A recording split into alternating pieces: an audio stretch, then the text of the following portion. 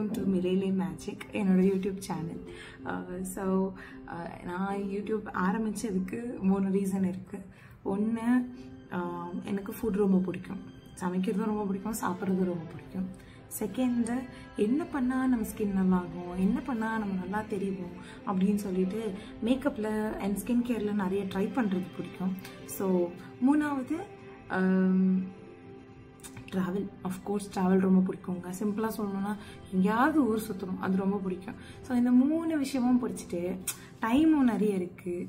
என்ன பண்ணலாம் அப்படின்னு யோசிச்சா இப்போது இந்த 2025 உலகத்தில் இருக்கிற எல்லாருக்கும் தெரிஞ்ச ஒரே விஷயம் யூடியூப்.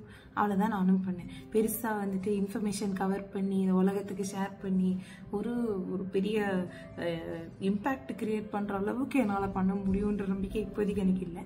எனக்கு தெரிஞ்ச ஒரு 4-5 விஷயத்த எல்லாருக்கும் ஷேர் பண்ணலாமே அப்படின்றதுக்காக இந்த சேனல் ஆரம்பிச்சிருக்கேன். ஓகே, ஸோ ஃபஸ்ட்டு எடுத்தோடனே என்ன பண்ணலான்னா, வயிறு சாப்பாடு தாங்க முக்கியம், சோறு தான் முக்கியம். ஸோ சரி, எதனா ஒரு சமையல் ரெசிபி போடலாம் அப்படின்னு காலையில் ஓப்பன் பண்ண உடனே என்ன போடலாம் அப்படின்னு யோசித்தேன்.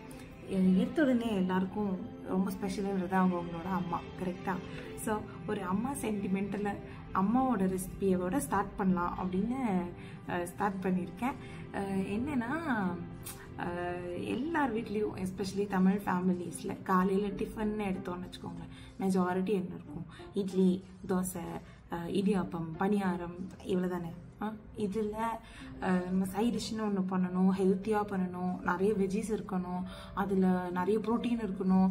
இப்போ தான் எல்லாருமே சொல்கிறோமே, கார்ப்ஸ் இருக்கணும், ப்ரோட்டீன் இருக்கணும், ஃபைபர் இருக்கணும், இதெல்லாம் இருக்கிற மாதிரி ஒரு recipe. Very simple tiffin sambar, right? So அதுதான் எங்கள் அம்மாவோட ஸ்டைல். பட் எங்களுக்கு பிடிச்ச மாதிரி நான் வந்து கொஞ்சம் இன்க்ரீடியன்ட்ஸ், கொஞ்சம் வே ஆஃப் டூயிங் இட் மாற்றிருப்பேன். அதை நான் இங்கே வந்துட்டு ஷேர் பண்ணிக்கலான்னு நினைக்கிறேன். ரெசிபிக்குள்ளே போகலாம். ஓகே, இப்போது வந்துட்டு இது பண்ணுறதுக்கு நல்லா ஒரு குக்கர் எடுத்துக்கிட்டு அதில் தான் நம்ம பண்ண போகிறோம். பிகாஸ் அடி கனமாக இருக்கிறதா வேணும், குக்கரில் தான் வேக வைக்க போகிறோம். ஓகே, ஸோ அதில் 1 ஸ்பூன் நல்ல பெரிய கீ போட்டுக்கோங்க. நான் வந்து மில்கி மிஸ்ட் கவு கீ தான் யூஸ் பண்ணியிருக்கேன். அதை போட்டுட்டு அது கொஞ்சம் மெல்ட் ஆகட்டும். ஓகே, மீன் வயல் இந்த தாளிக்கிறதுக்கு என்னென்ன ஐட்டம்ஸ்ன்னு சொல்கிறேன். ஜீரகம் 1 ஸ்பூன், கடுகு 2 ஸ்பூன், 1 ஸ்பூன், ஓகே 1 ஸ்பூன். அதுக்கப்புறம் கடலைப்பருப்பு, உளுத்தம்பருப்பு, வெந்தயம், தென் பெருங்காயம். ஓகே, இதெல்லாம் எடுத்து வச்சுருக்கோம். கூட கார்னிஷிங்க்கு கருவேப்பிலை, கொத்தமல்லியும் வச்சுருக்கோம். இதெல்லாம் அந்த நெய் சுட்டப்புறமா அதில் போட போகிறோம். ஓகே, இதில் போட்டாச்சு, எல்லாமே போட்டாச்சு.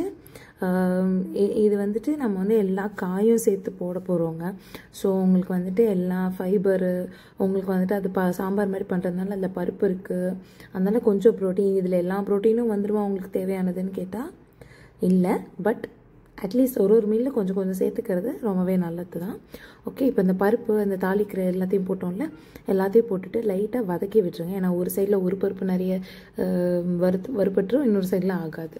ஓகே, இப்போ என்னென்னா இதில் நம்ம வந்துட்டு கொஞ்சோண்டு கருவேப்பிலையும் கொஞ்சோண்டு கொத்தமல்லியும் இப்போயே போட்டுருவோங்க. ஏன்னா அது எண்ணெயில் அப்படியே ரோஸ்ட் ஆகுறப்போ அதோட வாசனையே வேறையாக இருக்கும். ஓகே, ஸோ அது 2த்தையும் போட்டுடுறோம். போட்டுட்டு திருப்பி ஒரு ரவுண்ட் நல்லா வதக்கி விட்டுருங்க. ஓகே, ஏன்னா இலையெல்லாம் அடியில் ஒட்டிக்கக்கூடாது, கருவேப்பிலை கொத்தமல்லி எல்லாம். கொஞ்சம் நல்லா வதங்கினதுக்கப்புறம் நான் அந்த சைடு என்னடா வச்சுருக்காளின்னு பார்க்காதீங்க, இட்லி தான் வச்சுருக்கேன். ஸோ இதுக்கு தேவையான வெஜிடபிள்ஸ் நறுக்கி வச்சுருக்கேன். பச்சை மிளகா, சின்ன வெங்காயம், ஒரு நார்மல் ஒரு வெங்காயம், அப்புறமா முள்ளங்கி, கேரட்டு, கேப்சிகம், அப்புறம் தக்காளி. ஓகே, இதுக்கு என்னடான்னா உங்களுக்கு என்ன வெஜிடபிள்ஸ் பிடிக்குமோ, என்ன உங்களுக்கு இன்றைக்கி அவைலபிளாக இருக்கோ, சாம்பாரில் போடக்கூடிய வெஜிடபிள்ஸ் லைக் கத்திரிக்காவாக இருக்கட்டும், வெண்டைக்காய், முருங்கைக்காய், பீன்ஸு, பரங்கிக்காய் எல்லாமே நீங்கள் போட்டுக்கலாம். ஓகே, ஸோ எல்லா காயுமே அதில் போட்டுக்கோங்க.